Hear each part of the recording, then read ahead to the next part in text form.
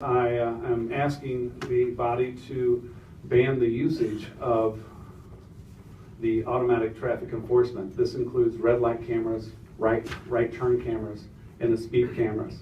Now, when I was a police explorer back in high school, and you look at the way they use radar, radars were calibrated before and after each ticket that was given. And I want to know with those speed cameras along the side of the road, who's calibrating those? Are they being done before in each and every ticket?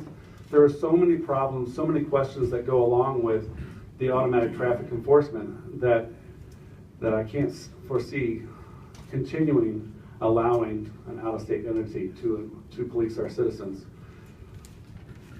So, any questions? Representative Black, proceed. Good evening, gentlemen. Good evening.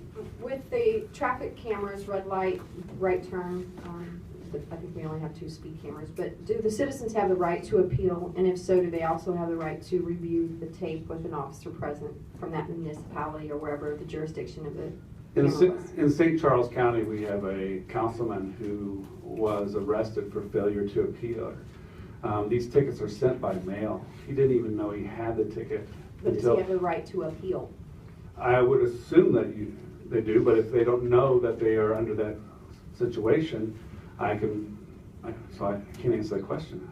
So you don't know if the citizen has the right to appeal the ticket? Not if they don't know. They don't know that they're they're under the violation, so how would they know that they have the right to appeal?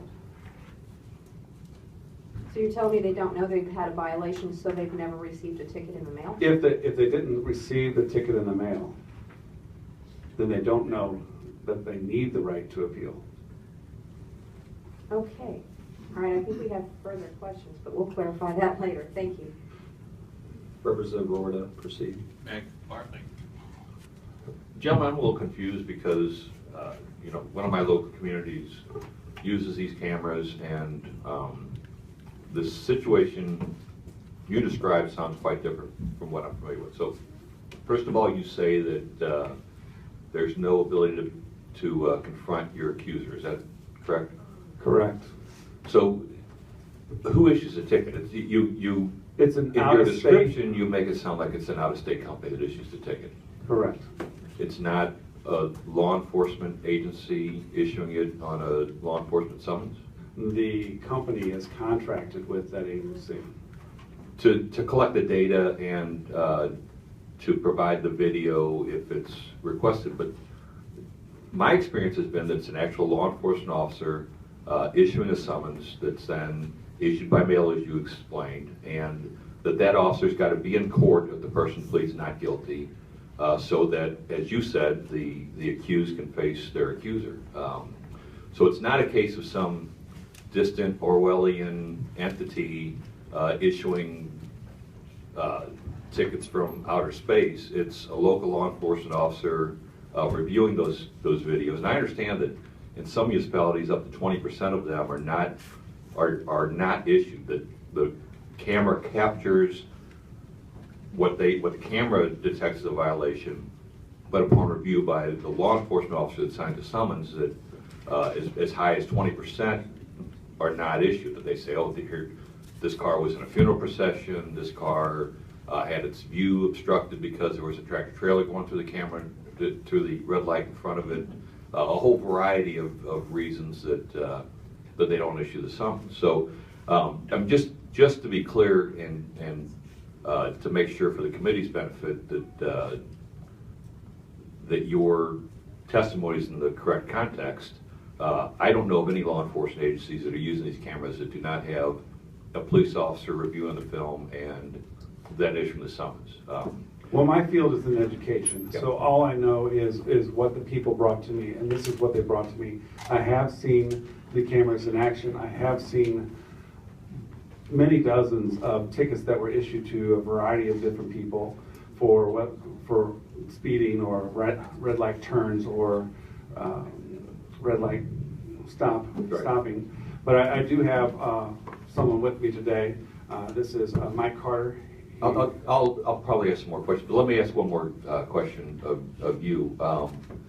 So and I've seen statistics that indicate otherwise, but your testimony indicated that T-bone intersection accidents are decreased, but rear-end accidents can increase in some locations. They have increased. What your testimony is. So, but you'll openly acknowledge that the serious and sometimes fatal accidents are the T-bone ones, the intersection accidents. I rather than think the- you have to judge that on a case-by-case basis. I'm sure. Well, I don't- One case, I would probably say you're correct, and the next case, I would disagree. Well, I've never worked or talked to anybody that's worked a rear-end accident at a traffic signal that's been a fatality, but I've sure seen a lot of fatalities and serious accidents, side impact accidents at red light intersections. So I just want to make sure that we at least agree that those are the serious accidents, the T-bone accidents, that by your own testimony are being prevented by these cameras. I would agree that for some of them, yes. Okay, all right, thank you. Thank you, Mr. Chairman. Representative Ellington, proceed. To inquire, Mr. Chairman, Proceed. and I'll be extremely quick. I apologize. I'm in three different, two committees and one caucus meeting right now. I just wanted to make sure I'm 100% clear on your bill and the need for the bill, because the Supreme Court ruled that it was illegal for them to use these traffic cameras. So what's the point of the bill? Just a question, because I support the Well, bill. if it's illegal, there's a lot of people in Missouri using them. No. Well, I've seen two different cases come down. So the only thing your bill does is prohibit the use of the video cameras and traffic cameras to enforce tickets and traffic violations. What my bill does is ban political subdivisions from entering into contracts for the purpose of automatic enforcement of traffic violations. And if they're already currently in a contract, it gives them a timeline to exit from that contract. Okay, and this is the last question, because I understood where the representative was coming from when we talk about traffic fatalities. But do you have any documented evidence of how safer it is when we have observation as opposed to when we have peace officers that are actually out there surveilling the traffic stops? Do you have any data on that at all? I don't have any